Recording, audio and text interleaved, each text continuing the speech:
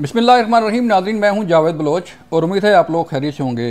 Election करीब हैं, एक तरफ सियासी सरगर्मियां जो है वो जारी हैं और दूसरी तरफ सुप्रीम कोर्ट में, हाई कोर्ट में और बाकी अदालतों में बड़े अहम केसेस की समाअत हो रही है। आज सुप्रीम कोर्ट में बराह रास्त जो है वो आर्टिकल 62(1)(f) की समाअत हुई और उस पर जो है जो सियासतदान नायल हैं उसके मतलब जो है वो दलाइल दिए गए। पूरी दुनिया ने देखा, पूरी कौम ने देखा कि किस तरह जो है वो दलाइल जारी हैं और किस तरह समाअत हो रही है। हम इस पर बात करेंगे और फिर हम बात करेंगे कि तहरीक इंसाफ से मुतल्लिक जो चीज़ें चल रही हैं कि फ़ैसला हक़ में आ गया तो ठीक, अगर फ़ैसला ख़िलाफ़ आता है तो फिर वही मज़लूमियत और फिर वही इल्ज़ामात की जो सियासत है वो सामने आती है। और एक बयानिया जो है वो दोबारा से ये सामने आ रहा है सोशल मीडिया पर कि किसी शख्स को मज़लूम बनाया जा रहा है। सानिया 9 मई एक तरफ और दूसरी तरफ जो है उस ऐसी शख्सियात को, ऐसे शख्स को जिसने जलाओ घराव किया, जिसने GHQ पर हमला किया, जिसने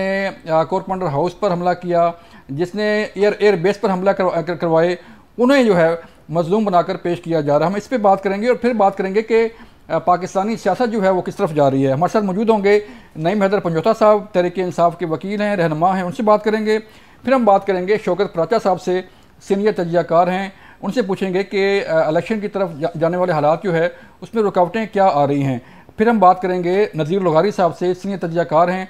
और फिर प्रोग्राम के आखिर में सानिया 9 मई से मुतल्लिक भी बात करेंगे कि एक तरफ तो कैपिटल हिल्स के मुलजमान को सज़ा मिलती है, पूरी दुनिया देखती है, और दूसरी तरफ सानिया 9 मई के किरदारों को अभी तक सज़ा नहीं मिली। इसके लिए हमें ज्वाइन करेंगे सीनियर तजियाकार सैयद मोहम्मद अली साहब, उनसे बात करेंगे। नईम हैदर साहब, मैं आपकी तरफ आऊँगा। सर, मुझे बताइएगा कि आर्टिकल 62(1)(f) की जो है वो समाअत जारी है सुप्रीम कोर्ट पाकिस्तान में, तो क्या कहते हैं कि इस केस का फिर आज जो नैब से मुतल्लिक एक केस का फैसला हुआ कि 10 साल तक जो है वो नहली की मुद्दत जो है वो होगी, तो इन तमाम केसेस का असर क्या पड़ेगा इलेक्शन पर?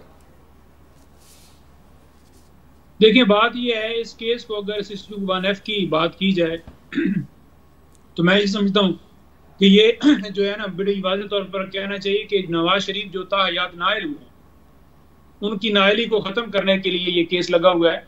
सिर्फ एक शख्स को इलेक्शन के अंदर नाफिज करने के लिए ये केस सुना जा रहा है। और अगर दूसरी तरफ देखा जाए तो खान साहब की डिस्क्वालिफिकेशन वाला मामला पहले इस्लामाबाद हाई कोर्ट में टेक नहीं किया गया, फिर सुप्रीम कोर्ट के अंदर जब दरखास्त दी गई है तो उसके ऊपर कोई, आपने देखा है कि कोई समाअत हुई है कि खान साहब की डिस्क्वालिफिकेशन, जो कि एक इलेक्शन कमीशन ने कंप्लेंट फाइल की थी और खान साहब को सजा हुई तोशाखाना केस में 3 साल के लिए, वो सजा तो सस्पेंड हो गई, लेकिन वो कन्विक्शन बाकी थी, वो ऑर्डर जो है वो सस्पेंड होना था। उसी को लेकर हम अदालतों में फिर रहे हैं। वहां पर उस नवाज शरीफ साहब को नाफिज करना बड़ा जरूरी है, जिसको सुप्रीम कोर्ट ने ताहयात नायल किया था और बदयांती की बुनियाद के ऊपर उसे नायल किया गया था। अभी भी अगर देखा जाए, रिकॉर्ड देखें तो नवाज शरीफ साहब ने कोई रसीदें नहीं दी, नवाज शरीफ साहब ने कोई रिकॉर्ड नहीं दिया कि ये जो एवन फील्ड अपार्टमेंट्स थे वो कहाँ से बने थे, किधर से आए थे और वो कैसे बने थे। जी। लेकिन उनको आपने देखा कि किस तरह जो है उनके केसेस यहाँ पर लगे इस्लामाबाद हाई कोर्ट में, और एक जो हफ्ता है, हफ्ते के अंदर ही उन्हें क्लीन चिट दे दी गई। और अगर सुप्रीम कोर्ट में भी देखें तो स्पेशल उनके लिए बेंच समाअत कर रहा है। तो हम हैरान है कि बुनियादी नईम साहब, इसका मतलब ये है कि आप सुप्रीम कोर्ट पर इल्ज़ाम लगा रहे हैं कि उन्होंने सिर्फ नवाज शरीफ के लिए जो है वो सारा केस सुना जा रहा है।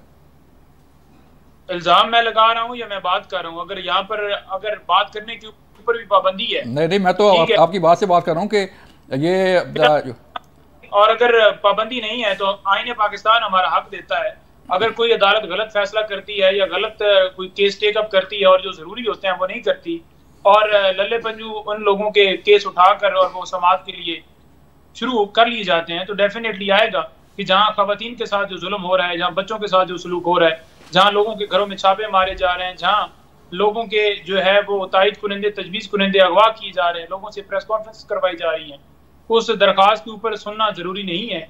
और उस शख्स को जिसने 3 अदवार में हुकूमत की और मुल्क को लूटा, लूट के पैसा जो है वो बाहर लेकर गए, उसका केस सुनना बहुत जरूरी है, क्योंकि उसको मसनद के ऊपर बिठाना है।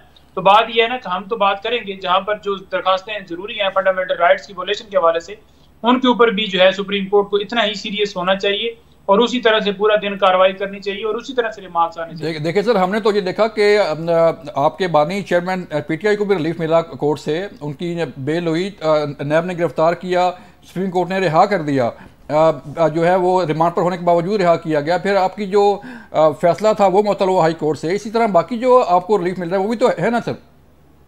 देखिए, वो रिलीफ कोई नहीं है, कानून के मुताबिक फैसला आया है। और अगर देखा जाए तो इसके अंदर बदनीति क्या नजर आती है।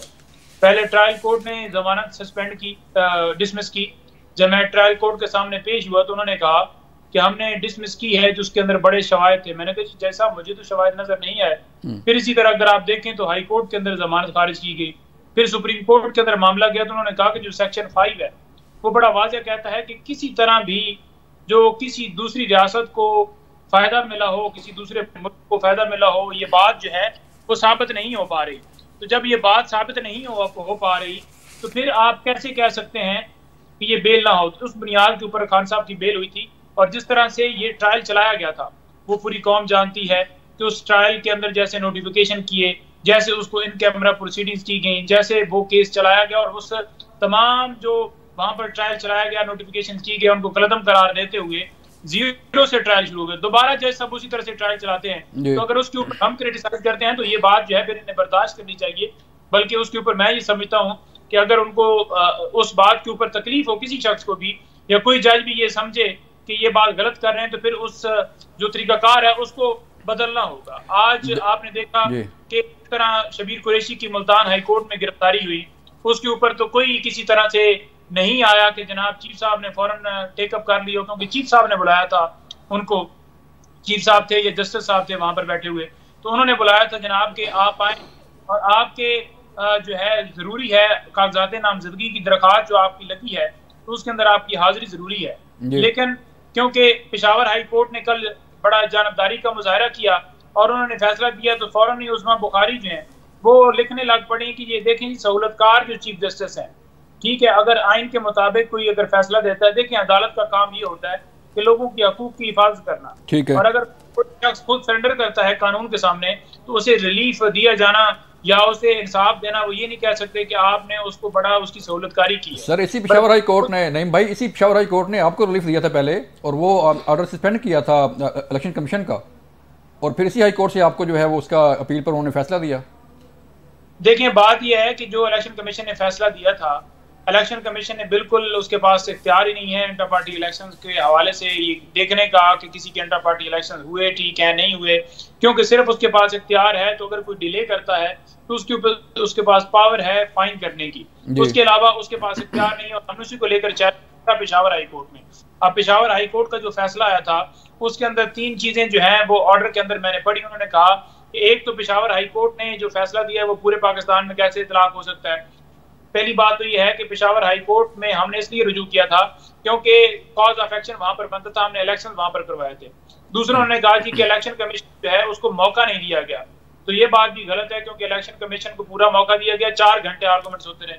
तीसरा ये कहा गया कि जो इंटरिम रिलीफ दिया गया सर मुझे नहीं भाई सिर्फ एक नुक्ते पे आपसे बात करनी है, मेरे पास थोड़ा सा वक्त कम है। मुझे बताइएगा तहरीक इंसाफ जो है वो उसने सुप्रीम कोर्ट से रजू किया है, तो एक तरफ तो आप तनकीद का निशाना बना रहे हैं सुप्रीम कोर्ट को भी, हाई कोर्ट्स को भी और अदलिया को, और दूसरी तरफ आप वहीं पे जा रहे हैं रिलीफ मांगने के लिए, तो क्या इंसाफ की तवक्को है आपको? देखिए इंसाफ की तवक्को से ये बंदा जाता है, और अगर घर बैठ के बल्ला मिलता होता तो जरूर हम कभी भी ना जाते। और ये भी छीनने की जो उनकी साजिश है सिर्फ इसलिए छीनना चाह रहे हैं क्योंकि इन्होंने इमरान खान को अंदर डाल दिया, इन्होंने उसके ऊपर केसेस बना दिए, पार्टी को क्रैश कर दिया। 9 मई वाला भी वो पूरा बेनिफिट इन्होंने ले लिया कि लोगों के ऊपर सितम करने के लिए ये एक 9 मई की जो है वो सामने रख के तो लोगों के ऊपर जुल्म सितम करते रहें ताकि लोगों को उठाते रहें, अगवा करते रहें, प्रेस कॉन्फ्रेंस करवाते रहें। तो ये सारा सिलसिला तो उन्होंने कर लिया। अब सर 9 मई एक रियलिटी है ना सर, 9 मई भी तो एक रियलिटी है ना भाई।